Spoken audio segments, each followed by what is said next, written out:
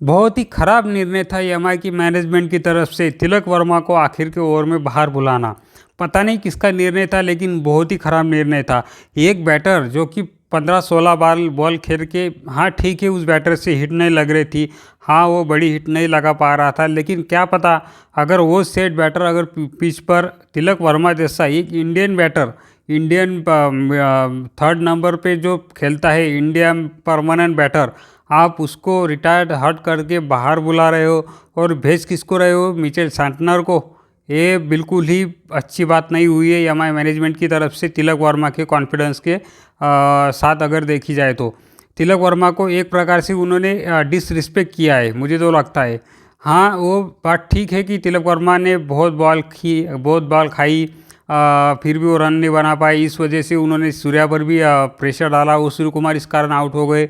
लेकिन होता है, कभी कभी होता है क्रिकेट में, सभी के सभी दिन साथ नहीं होते क्रिकेटर के, किसी न किसी दिन हो जाता है। लेकिन आपको उस दिन उस क्रिकेटर का कॉन्फिडेंस बिल्डअप करना चाहिए, लेकिन टीम ने ऐसा नहीं किया। टीम ने बल्कि उस क्रिकेटर का कॉन्फिडेंस ही गिरा डाला, उसको ऐसा घटिया निर्णय लेके। उसको अगर थोड़ा सा भी साथ दिया होता और कहा होता अगर कि तू जाके देख, अटैक खेलने की देख, हाँ तेरे से हिट नहीं लग रहे, लेकिन तू ट्राई करके देख, क्या पता लग जाते। लेफ्ट हैंडर बैटर को लेग साइड वाली बाउंड्री छोटी थी, इस कारण वो बाउंड्री की तरफ से वो लेग साइड वाला शॉट भी तिलक वर्मा बहुत अच्छा खेलते। क्या पता आखिर के 2 बॉल में छक्के लग जाते, क्या पता आखिर के 6 बॉल में कुछ भी हो जाता। तो मुझे लगता था कि तिलक वर्मा को बाहर बाहर बुलाना बहुत ही ख़राब निर्णय था यामा की मैनेजमेंट की तरफ से। और यामा का ऐसा ही चल रहा है, पिछले साल से ही ऐसा ही चल रहा है। जीता हुआ मैच भी यामा लगभग हार जाती है, लगभग 10-12वें ओवर तो मैच तो एकदम एकदम परफेक्ट चल रहा था और यामा की तरफ से चल रहा था। उसके बाद 15वें-16वें ओवर तक जब सूर्य कुमार यादव क्रीज पर थे, तब तक मैच अच्छा खासा यामा की तरफ झुका हुआ था। लेकिन जब जब से सूर्य आउट हुए तब से रन जैसे बने ही नहीं। अगर सबसे बड़ा क्रेडिट अगर किसको जाता है तो वो दिग्वेश राठी को, एलएसजी के स्पिनर को। बंदे ने 14वां ओवर डाला, उस बंदे ने सिर्फ 1 रन दिया। सूर्य कुमार यादव और तिलक वर्मा दोनों ही खेल रहे थे और दोनों को ही सिर्फ 1 रन दिया 14वें ओवर में। उस बंदे ने इतनी बढ़िया बॉलिंग की दिग्वेश राठी ने कि ये बिल्कुल उसका बॉल स्पिन हो रहा था, बाउंस हो रहा था, इस कारण ना ही शॉट मारना ईजी था उसको।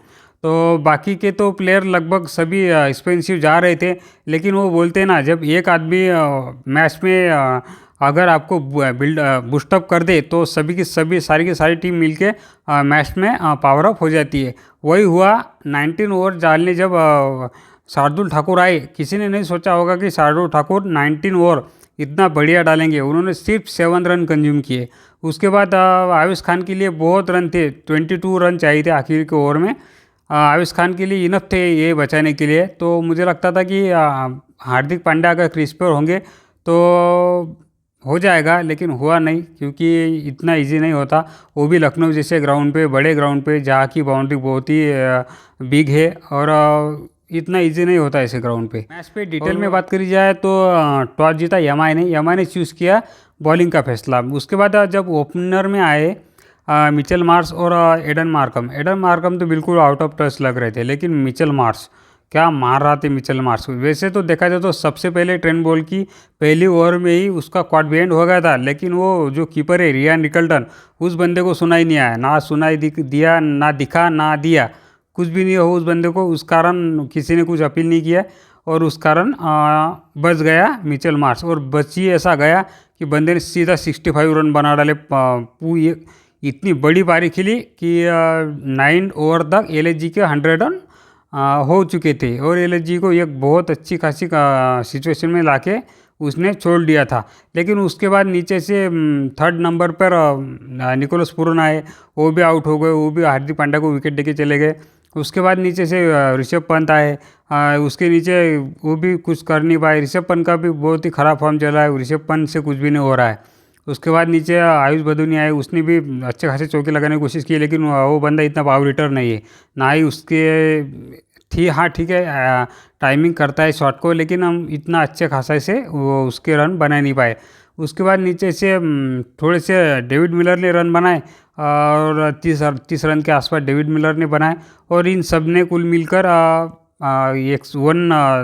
201 रन पर पारी को एलएसजी के पारी को समेट दिया। और इसमें सबसे बड़ी हाईलाइट रही हार्दिक पांड्या का फाइपर। हार्दिक पांड्या ने फाइपर 5 विकेट लिए और एलएसजी के लगभग 7 विकेट डाउन कर दिए।